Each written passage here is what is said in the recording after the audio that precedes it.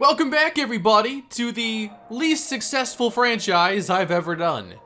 We have now played 8 seasons in this entire series, and there's actually only one player still on the team from the very first draft class of this series, and that would be Gordon Norwood, who was a 5th round pick in the 2nd episode of the series. Now, can any of you remember who the first draft pick was of the entire series, going back to the first offseason, which feels like it was years ago, but it was literally 6 months to the day, or around that? I opened this series basically start of the new year. The first pick of the entire series was actually defensive tackle Kerry Borden, who was an early 1st round talent that we were able to draft in the 3rd round. That's where our first pick was. Think about where the Texans were in real life a month ago when they took Davis Mills in the 3rd round. So we have certainly come a long way in the series, but we still have not found a way to win games. This is one of the most talented losing teams I think I've ever seen, and I've watched a lot of Vikings football. As a Viking fan, I have seen them win the offseason many times, but no Super Bowls. And that's where I think this team is at. I feel like we've nailed the offseason a couple times, especially in recent years. This team is really solid. I can only hope that we're somewhere on the timeline where like the Cleveland Browns were after the 2019 season, where they had so much talent and everybody was just a year early on guessing their success. Although we're not making a coaching change here or anything. We're just hoping to run it back with the same players, a couple additions, and hope that we can fix things this offseason. We of course begin with our own free agents this year. We have currently $82 million in cap space, and we should be able to basically re-sign anybody that we really want to. Now, Tre'Davious White actually had some of the most regression out of anybody on the team. I might want to bring him back, but I want to see what other corners are going to be available. His speed's down, man coverage is down. Let's see who else is a free agent. Marquise Brown, at 29 years old, did not regress much. I'd love to bring him back and actually make this a multi-year offer, so we're not just here again next season doing the same thing. These corners just love signing for a year, playing for $10 to $13 million, but 2 years for Marquise Brown to stay with the Houston Texans. Both specialists right now are free agents, and I saw on the ticker down below, that's why I'm not going to make an offer now, Justin Tucker was just cut by the Ravens in the series. So I gotta see where his ratings are at. Now, some of these other players might come back down the road in free agency, but we're not going to make offers right now for most of these players. Sheffield here, this is actually really surprising because most of the backup quarterbacks want like 1 year, $12 million or something, and that's why we never get a deal done. I don't want to lowball Sheffield here. I actually think like the offer is pretty low, so I'm gonna offer 2.2, and that's a done deal. Okay, gave an offer here to Austin Kitchen. It was low. I do want him to come back, just not right now on that contract. Joe Jackson, perhaps, but we might be moving on from him after he's played his entire career with the Texans for 7 years. That just leaves Leslie Good. 3 years, $32 million. He is going to be regressing more, but we already have to bring in one starting offensive lineman. I'd rather not try targeting 2. I'm going to make this offer, even though there might be somebody else in free agency. I just don't know. But I guess now we're testing it anyway, unless I want to tag him for what, like $18 million? 13.6. Yep, franchise tag him. That's honestly not bad. Like, the franchise tag is meant to be a 1-year premium, but if we signed this deal, it was going to be around 11 a year, so it's not even going to be a whole lot more, just like 20% more value. Anyway, that is done. Pretty easy. Hope I don't forget to bring some of those players back because I do think they are very good depth. But here's where we're at going into the offseason. Right guard is a concern with the retirement of Wyatt Teller, along with Rashad Walker just developing. It'd be nice to bring in another veteran here at right guard. Then for the defense, we are going to be looking at corner, although I like some of our depth here. Jadarius Oliver, only way he's going to get better is by playing with normal development. If there's a need on this team, I think it's at linebacker. Perhaps replacing Joe Jackson and finding the eventual replacement for Kurt Reiner, who is now 28 years old. He's played 3 years in Houston and been a pretty good run defender and occasional blitzer. I saw the feedback on last episode, by the way, about the X Factor ability for Shadon Roseman. I have changed it now so that I've made his ability brick wall, which will make it so that when he's in the zone, blitzing defenders are not likely to bring him down. I just didn't see many zone abilities here that were useful for a CPU series, for a quarterback who plays mostly from the pocket too. And Bazooka is also interesting when you consider Devin Macklin, but I don't think he needs more arm strength to keep overthrowing the speedy Devin Macklin. Anyway, 2 open free agency now, $48 million of cap space, and I'm in a mood to spend some money. We got some really good players here top of the board. Mario Harris, Denzel Ward, Marlon Humphrey, DeForest Buckner. Could go back to Indy. No, stay in Tampa. It's a lot warmer there. You know what? Indy would be a cool place, though, I think, for like an expansion MLB team. I want to see more baseball teams. It's been the same 30 my entire life, outside of a couple teams moving around. So a ton of defensive tackles here. Like, it's a great year if you want a D tackle. And look who's available here. Jeremiah Bradham. Oh, that could actually be intriguing. Imagine him returning and being the 1-2 punch, although we have blue. We have some running backs that I've been working on developing, so I don't know about that.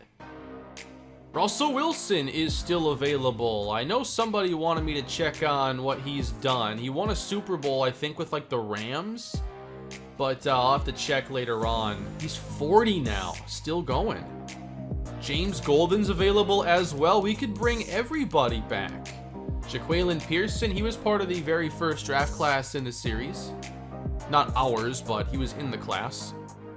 By the way, just as a fun reminder, here was the very first draft class we had in the series, with Kerry Borden, Max Ridley, Andrew McCoy. Jeremiah Bradham had a pretty solid career. Gordon Norwood might be the best player out of this entire draft class, honestly. And then Shad Briggs, who just never panned out like I thought he would. That feels like it was so long ago. Unbelievable. Anyway, we should probably take a look at linebacker and see what's interesting here. Obviously, Joe Jackson could return. Not against it. I'll probably put out a 1-year offer, but I still might draft somebody because it's an extremely good linebacker class, and it's especially strong in the 2nd and 3rd round where we're actually picking. We don't have a first, remember?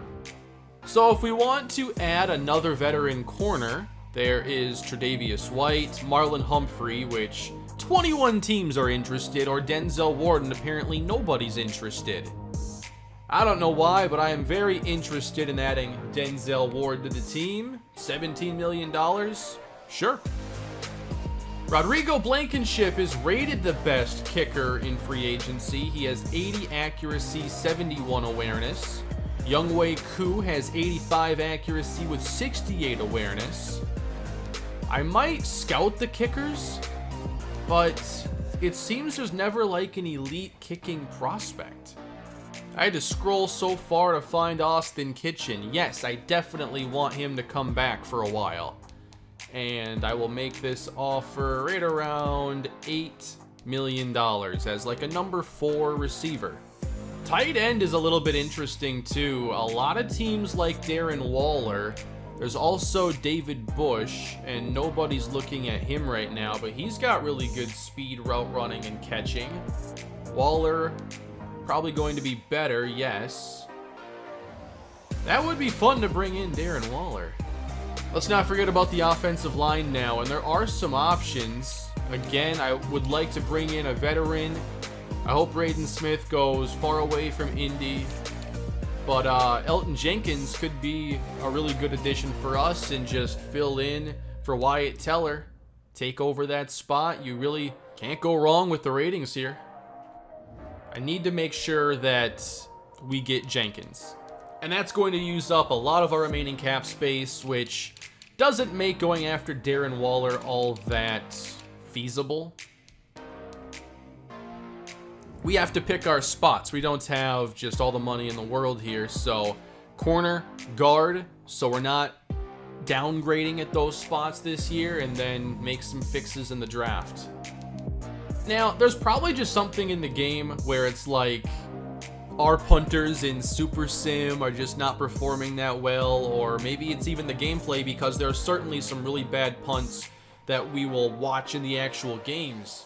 So I don't know exactly what to do to try to fix that. I could try to maybe find a higher awareness punter or something. But I mean, Jake Bailey ended up having basically the worst year out of any punter. And we've seen Daniel Cantu turn his career around leaving Houston. So it might just be a spot where you're not going to have much success. Stage 1 complete. Anybody signing contracts today? Elton Jenkins, Joe Jackson, Denzel Ward, all except Austin Kitchen did not. It's really interesting to see which receivers the CPU just loves. Like DJ Chark is getting 18 teams interested. All these receivers have none. And then Braxton Dunn, 7. And they're seemingly just like random receivers the CPU likes as you scroll. Not so much in this overall range here in the 70s. So let's try it again for Kitchen. What if we give him a 2-year deal, boost up the salary here a little bit, then he gets to test one time at least before regression, if he can really take his game to a new level. I'm not sure the points there really changed. We got to get to the 80s here for Kitchen. So if we get into the 7s, 91 points ought to do it. Here were the big signings, by the way. Marlon Humphrey's going to Indianapolis. DeForest Buckner better not. Thank you. Back to San Francisco, where his career began. Jonathan Allen to the Panthers. D'Angelo Fowler going to Philly. Braden Smith stays in Indianapolis. And Darren Waller's going to Cincinnati. 13.5, 2 years. Juju Smith-Schuster going to Carolina. Alvin Kamara to the Bears. Roman Driver, he's no longer in Indy. There are all these quarterbacks available right here in the 70s for overall. The only one signed after round 1 is a 69 overall, Matthew Lowry to the Raiders for 2 seasons. I do like that they're not just going after the highest overall players, and maybe it has something to do with the archetypes, although Lowry is a strong arm quarterback and there are other strong arm options that were higher rated. Let's purchase this receiver free agency package. I could look to some of these other ones, and we're close to like just having everything bought. Let's buy that one too, tight end training. Next year I'll think more about some of the re-sign influence packages, but we just haven't had too much issue with that. Alright, I want to scout. And you know what I want to scout right now? All the kickers and punters. I want to know if we can find somebody in the draft or not. 7th round talent is too low. I need at least 2nd round talent. So 2 4th round talents here for kicker. Colton Perkins, Justin Manuel from Princeton.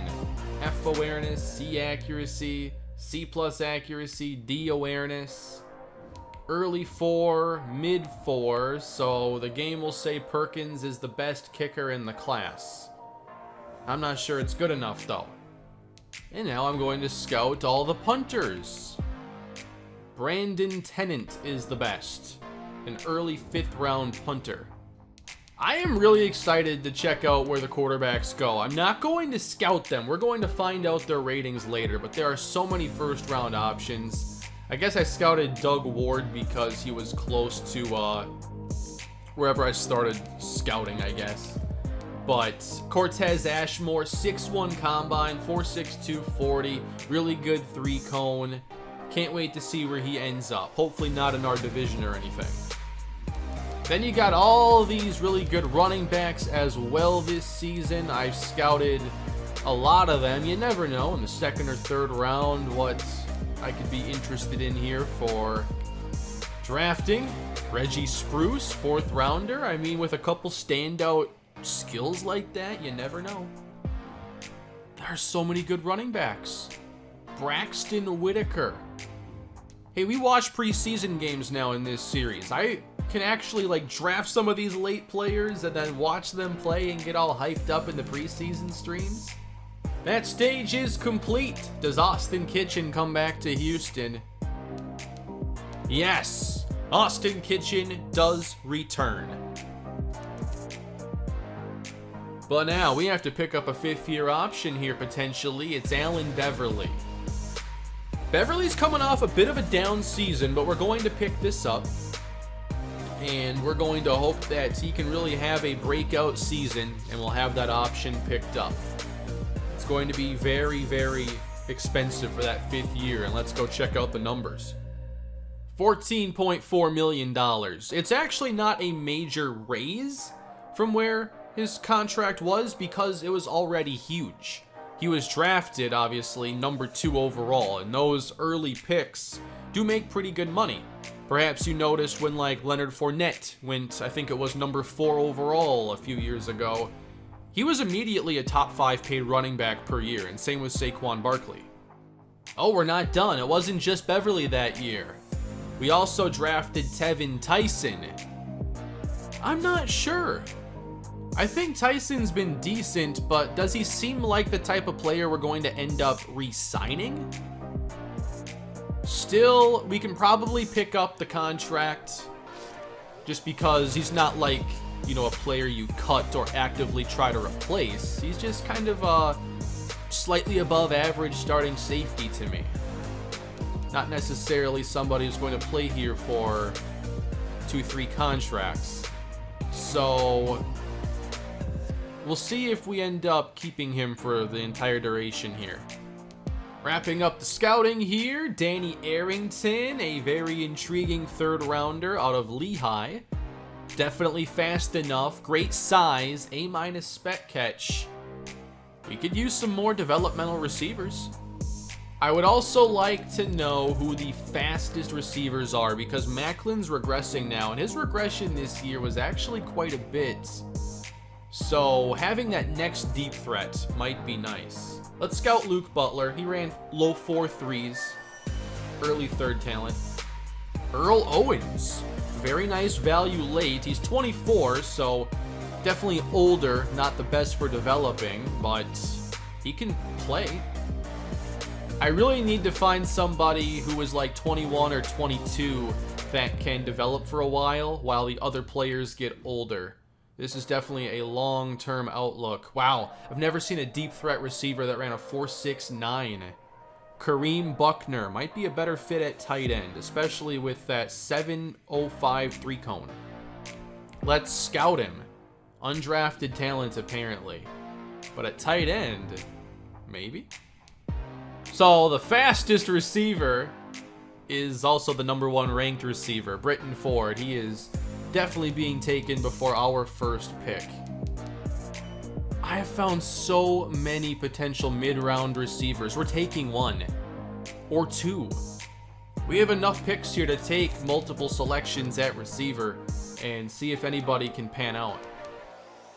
Imagine if the combine were actually in-game and you could just sit here watching everybody run like the 40 and the 3-cone and a couple of those drills. I would lose so much time doing that, and it sounds so much fun. Free agency is complete. Just wanted to see where a few more players went. Mario Harris ends up going to the LA Rams. I think I went through some of these already. Tre'Davious White now going to Pittsburgh. Bradham's going to the Jaguars. We're going to see him again. I thought about trying to sign him. I just didn't think it made a lot of sense. Nobody ended up signing Russell Wilson. Very interesting. Anyway, we have the draft starting here in just a moment. I wanted to go through one team, get an idea of who could be taking one of these early quarterbacks. Here are the best we have in the series. There are a handful of players here in the 90s, then some in the 80s. But if you are a 79, you are the 25th ranked quarterback. So, I think there's a lot of room here for teams to add some quarterbacks that will have a chance to play fairly early in their careers. The Colts, they already drafted a quarterback last year. I hope they understand that and don't, do it again. The Cowboys probably should consider it. The Eagles, they drafted Tony Westbrook a couple years ago, but I'm not sure that they are thinking of him as a starter. The Falcons definitely have to think about a quarterback. The Jaguars, maybe another new quarterback in the division. Tennessee, you gotta wonder. Jalen Hurts, 79 overall. Do they make a move? Let's go find out. The Jets get our first round pick, so our fun doesn't begin for a little while. The Tennessee Titans, they beat us twice and now they're making the first overall pick. I can't believe this series. I love every bit of it. Anyway, Tennessee at number 1 overall. I don't think they're going quarterback, but they probably should. And with their first overall pick, the Tennessee Titans have selected Casey Griffith, a 70 overall tackle. Let's go. Just a 70 at number 1. The Chiefs go Earl Carroll, a 73 overall defensive end. James Yankee, 69 overall, 3rd overall to the Seahawks. Sean Hardy, 73. We're not really seeing high overalls go off the board. But perhaps those positions haven't been targeted until now. Travis Warner, safety, going to the LA Rams. Patriots go Danny McCullers. TJ Cherry, ATL, not going with the quarterback here. Corbin Davidson. This does not seem like the CPU's drafting all the best players, but I like the quarterbacks and the running backs, and they're just not much of a priority. And the top receiver is still out there as well. Now, what would it take for us to move up? Well, packaging the 2 and the 3s or a combo of some of those mid-round picks could get us to something like a tight end. Cassius Fowler, for instance, that could be a lot of fun.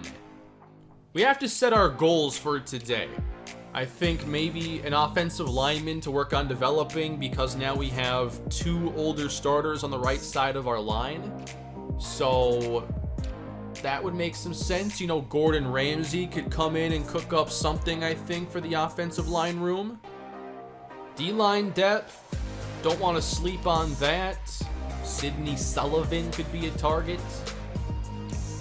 I am intrigued, though, by trading up for a potential tight end or Tremaine Colbert. But if I had to rank the 2 players, I think that the tight ends are the better players. Plus, there's so much depth at linebacker, and it's a less important position to me.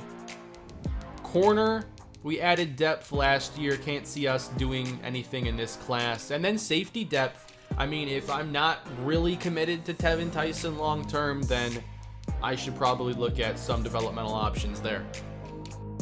I'd love to trade up for a tight end, though. Brian Jackson destroyed the combine. You have to give the edge to Cassius Fowler. Mid-first, Jackson is mid-first as well. They both have pretty good bench reps. Fowler has a higher combine grade. Alright, so Fowler's speed might be just a little bit less. They're both really good, though. Obviously, we're not making a move here with Jacksonville. Titus McCray. Another running back joins the Jaguars. Jeremiah Bradham, Titus McCray, and I'm pretty sure they had somebody on roster already. The Packers go with Britton Ford, a first-round receiver. So many bugs in this game. Like, they really got to patch some of these issues. All right, Jets, this is the pick from the Mekhi Becton trade. The future first. They knew we were going to regress. They could see the future. And the New York Jets now, with this extra pick, select Roosevelt Russell, left end, Tennessee. All right, I would like to attempt a move up. I have to at least say I tried when those tight ends are available. Trying to move up to 15, what does it cost me? I'm willing to give up some mid-round picks, but for me to pull this off, I think I'm going to have to wait a little bit. Oh, not that long though. If I want to package up both threes, that is risky. Tight end isn't a need, it's just there's really good options here. But if I do that, can I still add depth at receiver, line, safety? And you know what? This year, I don't think I want to give up the future first-round pick again. But maybe I should consider it. The Rams don't spend first-round picks in the draft. They trade them away. And it has worked out fairly well for them. Problem here, though, is that projected pick is actually good. The game thinks we're going to be good next year. 26th is going to carry significantly less value than a future 14. So unfortunately we have to move, and I saw that on their list of needs there is quarterback. I don't think they're doing it because teams just wait and wait and wait. But let's see what Philly does. Joe Mills, a guard. Maybe they take a quarterback later on. Keelan Donaldson. Whoa, a quarterback is taken out of Penn State. All right, Cincinnati, what's your team like? Joe Burrow. Holy cow, I didn't even think of Joe Burrow. Because in my other series with the Broncos, they have Baker Mayfield, and I can't always remember what's in each series. They just took a first-round quarterback when they have a 99 Joe Burrow. This is exactly like the Packers taking Jordan Love. Only the Bengals didn't trade up to do this. Drafting your next quarterback a couple years early. Oh boy. I love playing this. Chargers are up next. Maybe I try that trade again. I'm actually a little bit interested in trading this first round pick. That might become something I look at doing a lot more. So obviously I have to throw something else in. But a future 1 and a 3. Almost got it there. This pick is 10 selections earlier. And this would get us into the first round. I just got to throw in one more late pick. You know, I always see these trades. It'll be like marquee player for a first round pick and a conditional 6th. It's like, wait a minute. Are you telling me you wouldn't have done the deal with that 6th round pick removed? I wonder how those get done, because in my head, like, the 6th round pick is never going to be like, we got to make sure we get this back. I'm sure those negotiations would be a lot of fun to listen to. But guess what? Welcome to the first round, everybody. The Texans have made a move. You know what? Sometimes I'm just too hesitant trading up to make these aggressive calls, but not today. And I know what I'm here to do. Cassius Fowler is the pick. 74 overall, normal dev tight end. We've built a solid team. I believe in our roster. But a game changer at tight end would be a lot of fun. I wish the development was higher, but it can get there. 86 speed, 86 catching, 72 short route running, 75 catching traffic. Very interested in how that compares to Russ Watson. Because Watson has very similar speed. He's been developing his blocking a little bit, so that's gotten better. His short route running is pretty decent. This could end up being, though, like Fowler and Watson are the tight ends going forward. And keep in mind, Watson's played 3 years, and Fowler obviously hasn't. So we'd love to see hidden dev there. If that shows up, I think there's a lot more excitement for it. Not that I even know how you're going to react. I'm not live for this offseason, but I feel like people won't be thrilled about trading up with a future first-round pick for a tight end with normal development. But you know what? I'm making aggressive moves here. And now a quarterback going to Dallas. I thought they should do this. They take Cortez Ashmore, 72 overall. I love seeing the quarterbacks actually go in round 1. I don't like seeing them always slip to the 3rd. Raiders go with a running back, Jadarius White. Parker Geathers going to the Bears. Max Foster, 62. Derek White going to the Jets, their 2nd first-round pick. Michael Solano going to Minnesota. And now what's going to happen here with Indianapolis? Chase Thorne, a right end from Minnesota, hoping to be a thorn in our side. Tremaine Colbert, top linebacker option going to the Washington football team. And there's nothing stopping me here from trading up again. I might have to consider it. Do I want to leapfrog Tennessee and grab that 5th-year option for anybody? I still have 2, 3, 4, 5, 6, 2 7s. Nice. All right. I still want to come away with a receiver, but that's going to be with maybe the 4th-round pick. Is there a linebacker I want? Abdul Coleman. Don't have to move up aggressively for him. There's Montrell Russell, Eric Howard, and Russell, I remember, has early 1st-round talent. So I probably shouldn't trade up for a linebacker. So that begs the question, do I trade up for anybody? I don't think so. Not now. But I think we're possibly seeing here that I moved up a bit earlier than I had to get Fowler. But hey, when I don't trade up in time or I lowball with my offer, nobody likes that. 2nd round getting underway with the Tennessee Titans. Their next pick is Nate Douglas, a safety out of Harvard. Kansas City goes Ryan Carden. Ahmad Smith. Matthew Redmond to the Steelers, a 77 overall. Great pick. Brian Jackson slips all the way to the early 2nd round. Okay. Kevin White, running back, going to the Detroit Lions. It's a very good running back class. And another running back goes to Green Bay. So we're on the clock here, round 2, pick 14. I do think that Montrell Russell makes a lot of sense right here. Early 1st-round talent. I don't want to pass on that. Eric Howard is intriguing. The thing is with run stopper linebackers is the coverage can be either low or it can be like unfixably low, like 50 zone coverage. That takes a lot of upgrades. So it's a huge risk if you're hoping to get some coverage ability. But in this class, there just weren't a lot of field generals. So what do? At least you can go BPA, and worst case scenario is it's like an eventual replacement, I think, for Kurt Reiner. Montrell Russell, the best player available. Hidden development. 66 pass coverage, that's not awful. 7th in true talent. 82 tackle, 84 speed, and yes, we have that, what I would have considered unfixably low coverage. 48 man, 51 zone, but he does have hidden dev, and if we make him a focus player, he might be able to cover a little bit by like year 3.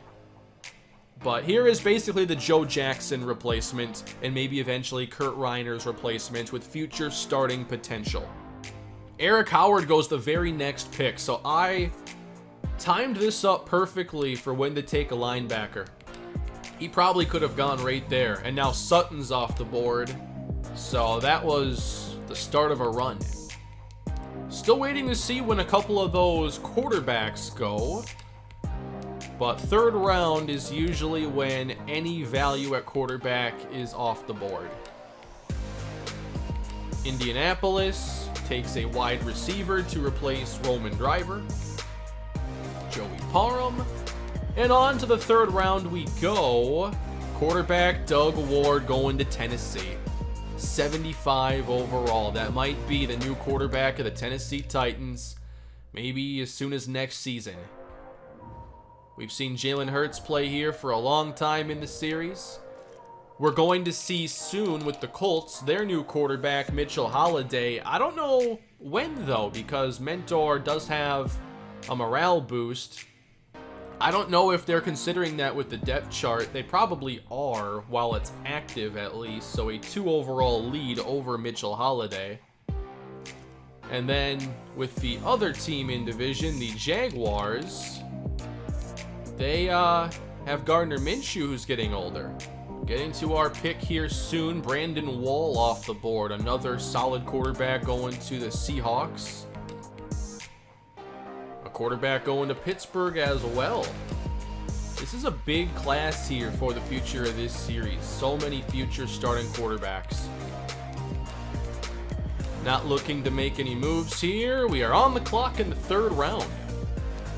Obviously, offensive line depth is solid right here. We do have the 4th round pick, and I might be looking to trade up with that one if I find a receiver that I think separates from the rest. I gotta say Danny Arrington's probably my favorite because we need somebody young enough to keep developing. He doesn't have as much speed as like Luke Butler does, but he's 6'2", 228.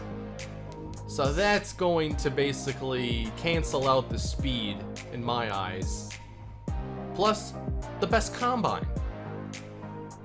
So we could try to take him here, and then maybe trade up for Gordon Ramsay.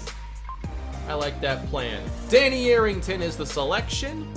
65 in true talent. 91 speed. 80 catch in traffic. Decent deep and short route running, 79 release. That's actually pretty good for day 1.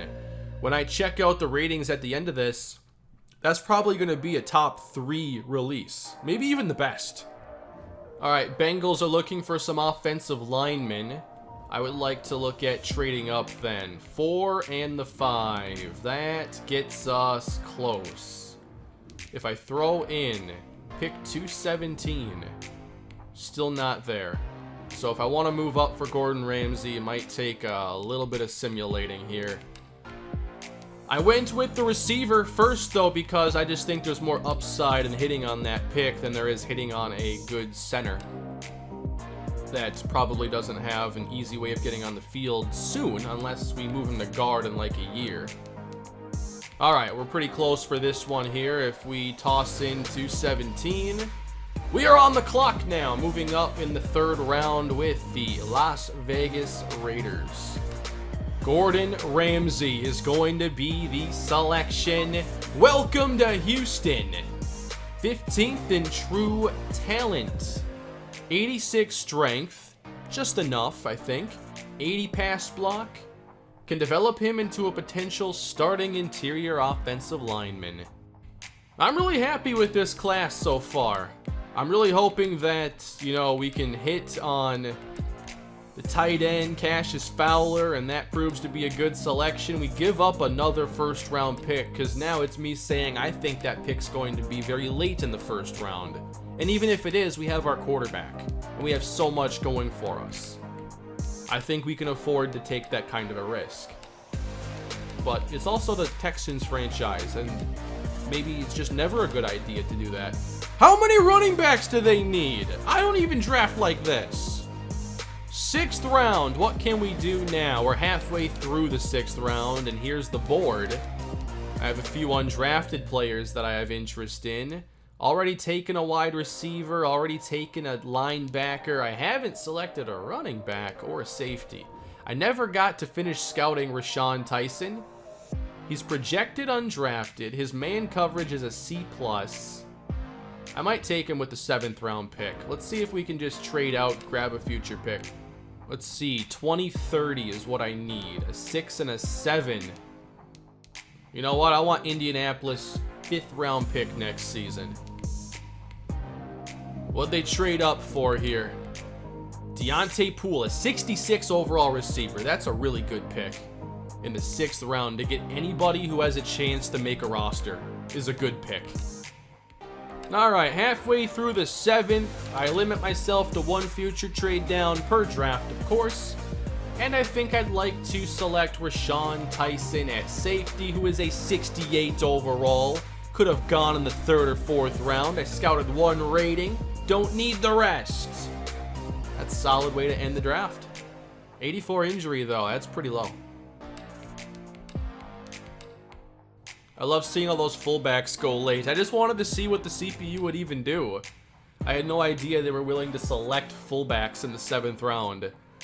But what do you think of that draft, everybody? A lot of it's going to depend on if we hit on Cassius Fowler. It's only a 5-player class. We moved up a couple times, but I don't think we have to have 10-player draft classes with where this roster is. We go and grab Cassius Fowler early on. Really excited to see him play in the preseason. He'll be a focus player immediately. 85 injury does concern me a little bit. I like that he has aggressive catch, possession, run after the catch. All those traits are unlocked right there, including fight for yards. That's always nice to see. And the blocking at 65, you can do a whole lot worse at tight end for a rookie. The Titans took Casey Griffith, number 1, just a normal dev left tackle. 84 strength, that's fairly low. He needs some development, not really a first round or first overall pick caliber player, more of like a late first caliber, early second, I think. How about Jacksonville, though? They took 2 running backs, 73 overall or higher. Took a quarterback late, Kayvon Westbrook. Very interesting draft for them, and 2 tight ends. Like, they're just building their team very differently than everybody else.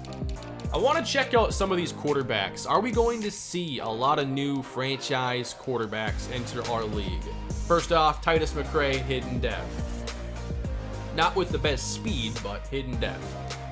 First quarterback off the board, Keelan Donaldson. I can't believe he went to the Cincinnati Bengals. He's got really good skills here, but he's not going to see the field anytime soon. 2 picks later, Cortez Ashmore. He was the one that I thought was the most intriguing based on like the combine. 72 overall, 92 power, solid deep and short accuracy with 85 speed. Be a lot of fun to see us take on the Cowboys eventually. And then the next quarterback selected, that was in the 2nd round, I remember.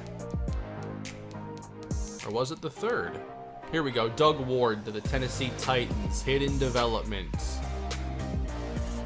94 throw power, doesn't have great speed, is a pocket quarterback with decent accuracies to start right away. So a solid pick there for the Titans. Brandon Wall went to the Seahawks, 71 overall. Throw power at 89, really solid accuracies, a little bit of mobility there as well. Don't his ratings remind you a lot of like Roseman's on day 1? Now obviously at tight end, we selected Cassius Fowler super early, and the next tight end went in the 2nd round, Brian Jackson. He had hidden dev. I thought Fowler was a better prospect. Jackson, 88 speed, a worse blocker, but hidden development. And less injury prone. 3 of the top 4 players in the class were running backs.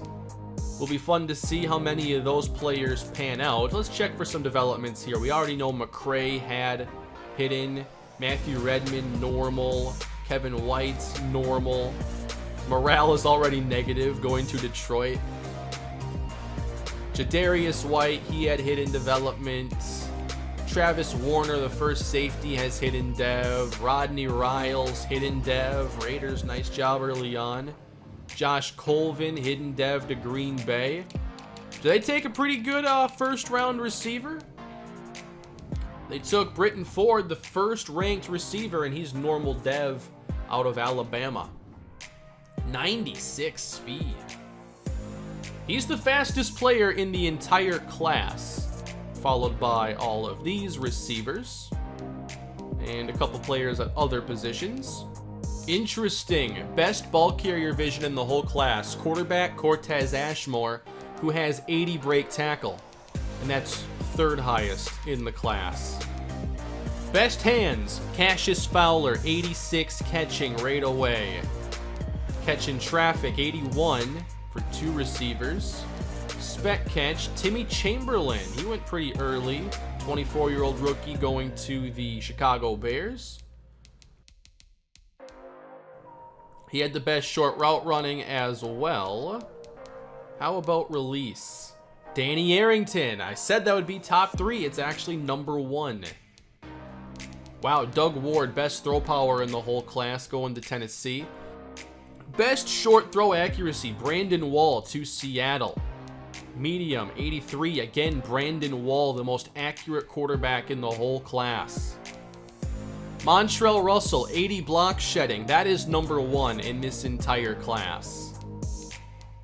Looking for any more major standout ratings here. Nobody better than 73 man coverage, and some of the tops are at safety, including Rashawn Tyson.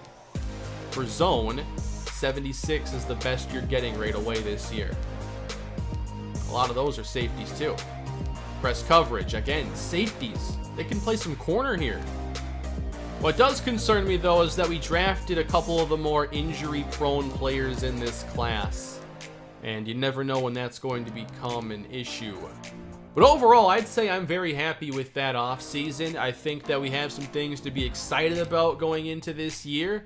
And yes, I'm going to be streaming some of the preseason this week and throwing those highlights into the eventual Week 1 episode, which will be against the Jacksonville Jaguars. Okay, this is going to be fun. We are going to look to bring back Rodrigo Blankenship. We've seen him kick pretty well for us, and he has a little bit more kick power than Younghoe Koo, a little bit higher awareness, less accuracy. And then for punter, we could try to see if Bailey can turn it around. I mean, he does have the best awareness, the best kick accuracy.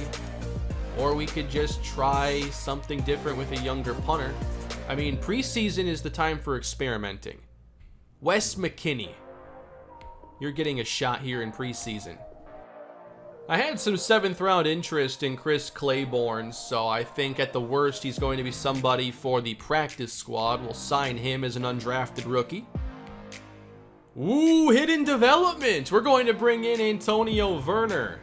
Going to add another deep threat as perhaps a potential replacement for Devin Macklin. You know what? I think it's finally time to do this experiment. We are going to sign Calvin Whitfield, but not at center. I have wanted to try and convert an offensive lineman to tight end for a while, and we are going to attempt it here with Calvin Whitfield. Let's give him a number here in the 80s. 63 overall, and yes, his catching is only a 33. I'm probably going to have him on the practice squad. We're going to see what can happen here. With ratings this low, when he gets a skill point eventually, I want to see what happens. I am looking forward to another year in the series. This season, we're going to be taking on the NFC West with the Rams coming to town in Week 2, Seattle in Week 4. We play the Colts in Week 3. For the first time, we close Titans, Colts, Jaguars. 3 road division games all in a row to finish the season. I am excited about this year. I will be doing a preseason stream. I'll probably do some playbook editing, maybe in the stream. We'll see about that. But what do you think about this offseason and the team going into our newest season? We made sure we'd bring in another good veteran guard so we're not getting worse along the offensive line. Otherwise, the offense mostly stayed the same. Obviously, making the move for Cassius Fowler was extremely aggressive, and we're going to want him to play early. Gordon Norwood is obviously going to be regressing. He's 31 years old. He's played for 8 seasons, and Fowler is a bit more explosive. On top of that, the run blocking is already very similar. Norwood's is only a 66, and Fowler's already at 65. I just think he has so much upside. Defensively, can't wait to see if Montrell Russell can give us a boost, but we have to work on those coverage skills, and that's going to take a long time, most likely.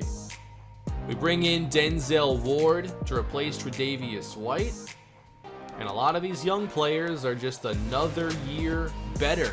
A lot of good experience last year, even though we lost a lot.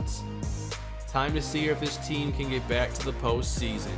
Thanks for watching, everybody. Hope you enjoyed another offseason here at the Houston Texans. If you did, please leave a like on the video, subscribe to the channel, and I will see you all in the preseason stream when we get a look at Cassius Fowler and more of these brand new rookies. Have a great day, everybody.